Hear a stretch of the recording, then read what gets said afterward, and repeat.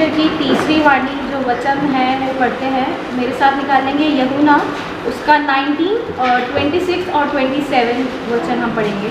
जब यीशु ने अपनी माता और उस चेले को जिससे वह प्रेम रखता था पास खड़े देखा तो अपनी माता से कहा, हे नारी, देख ये तेरा पुत्र है। तब उसने चेले से कहा, ये तेरी माता है। और उसी समय वह चेला उसे अपने घर ले गया। परमेश्वर के वचन के पढ़े और सुने जाने पे आशीष हो। सबको जय मसीह की। हम तीसरी वाणी में जाएंगे।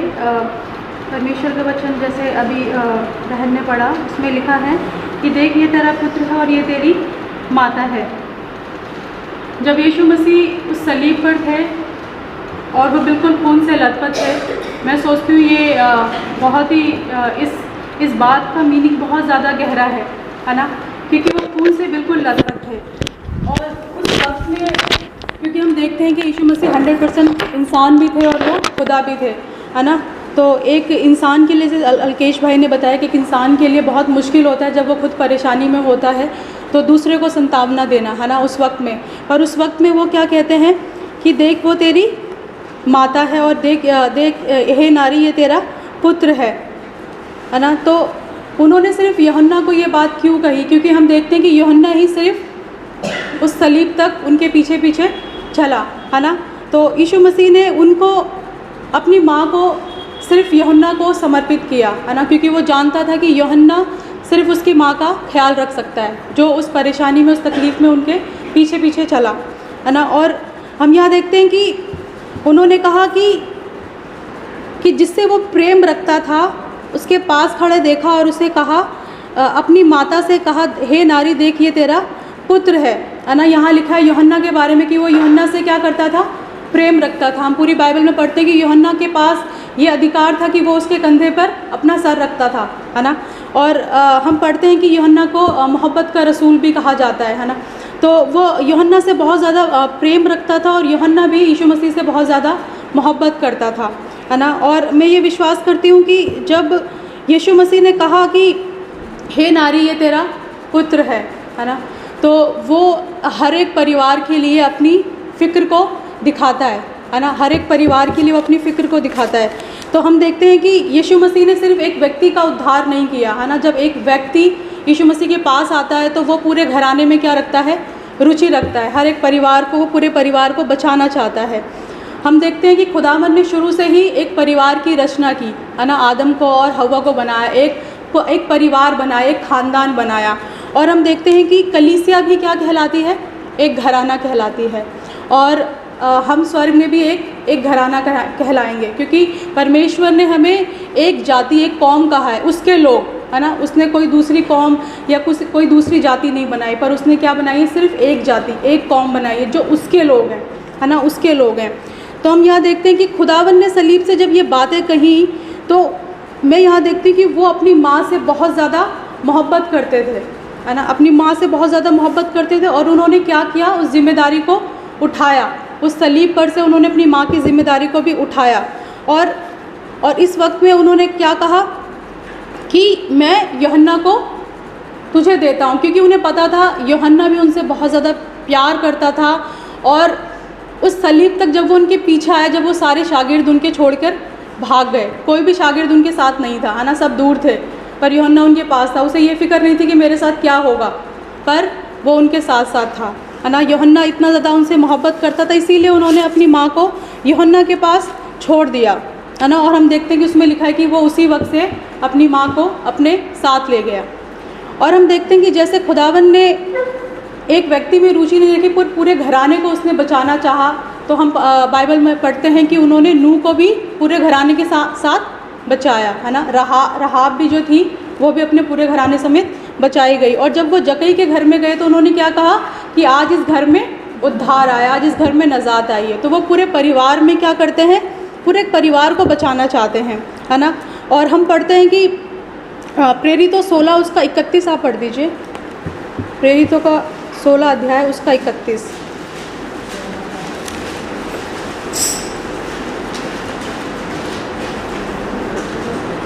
उन्होंने कहा,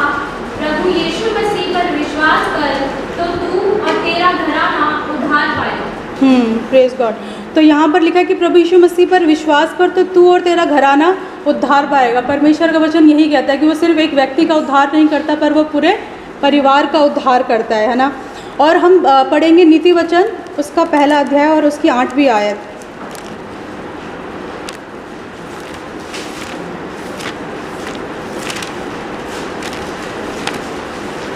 मेरे पुत्र, अपने पिता की शिक्षा पर कान लगा और अपनी माता की शिक्षा को न कर। तो यहाँ पर हम देखते हैं कि यीशु मसीह को मरियम ने बहुत अच्छी शिक्षा दी थी, है ना, क्योंकि यहाँ पे लिखा है अपनी पिता की शिक्षा पर कान लगा और अपनी माता की शिक्षा को ना तज, है ना। तो यीशु मसीह एक बहुत अच्छे पुत्र कहलाए, है ना, एक बहुत अच्छे पुत्र इस पृथ्वी पर भी और उस स्वर्ग में भी, है ना। और यहाँ पे देखती हूँ कि जब वो अपनी माँ की फ़िक्र कर रहे हैं, है ना, तो वो एक ज़िम्मेदारी को उठा रहे हैं, है ना, उस वक्त में वो एक ज़िम्मेदारी को उठा रहे हैं। तो इस कलाम से मैंने ये सीखा कि यीशु मसीह ने उस सलीब पर होने के बावजूद भी अपनी माँ का क्या किया, ख्याल रखा, है ना, जिम्मेदारी उठाई, एक रिस्पॉन्सिबिलिटी उन्होंने उठाई। तो आज यही सवाल कलीसिया से है और हर एक, मैं बोलती हूँ कि हर एक पर्सनल व्यक्तिगत तौर पे भी हमारे लिए है कि हम कितने ज़्यादा आज रिस्पॉन्सिबल हैं, है ना। कितने ज़्यादा लोग आज परेशानी में हैं, कितने ज़्यादा लोग आज तकलीफ़ में हैं, जो लोग खुदा का कलाम भी नहीं जानते, है ना।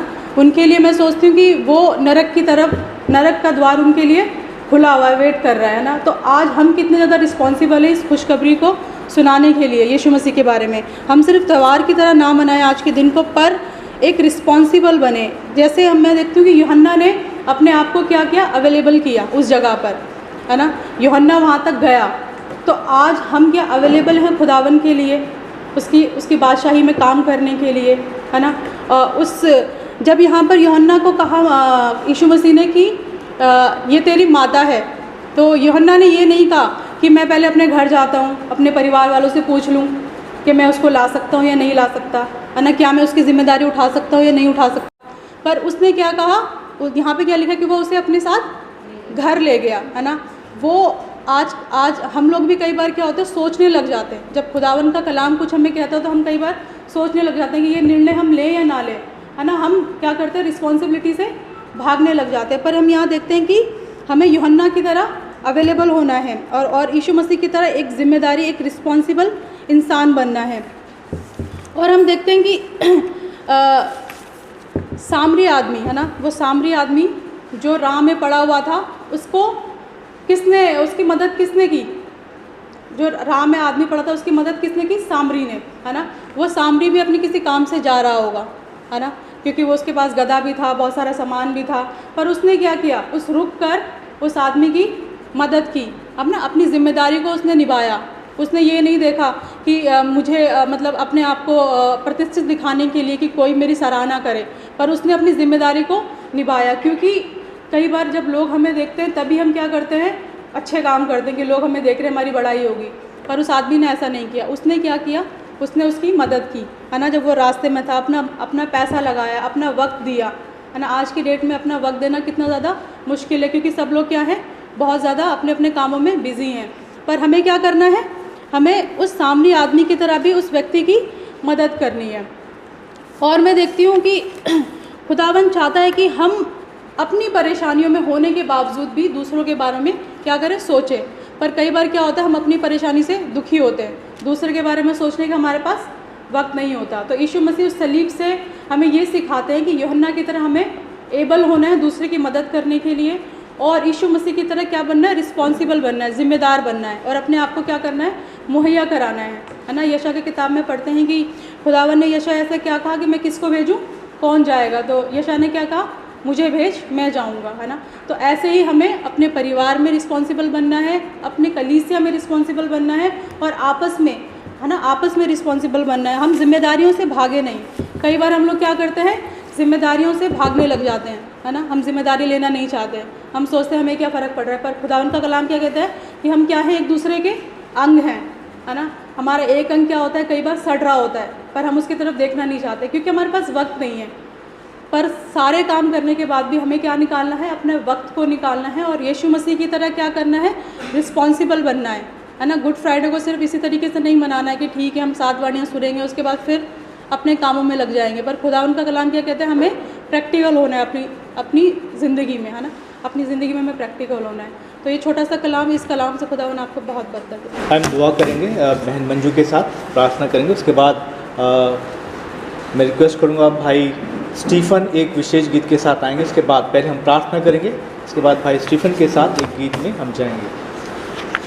मैं परमेश्वर का धन्यवाद करता हूँ जो वाणी यहाँ से दी जा रही है। सचमुच में परमेश्वर जो है अद्भुत करने वाला परमेश्वर है ना। वो पवित्र आत्मा अद्भुत रीति से बातें कर रहे हैं। हर एक व्यक्ति ने जो भी यहाँ पर संदेश दे रहे हैं, एक अलग प्रकाशन के साथ, एक अलग ही परमेश्वर के मन के साथ, परमेश्वर की बातों को लेकर के वो यहाँ पर आ रहे हैं। परमेश्वर आप सबको बहुत आशीष दे। आइए हम बहन के साथ प्रार्थना करेंगे। हम सब अपने स्थान पर खड़े हो जाएंगे।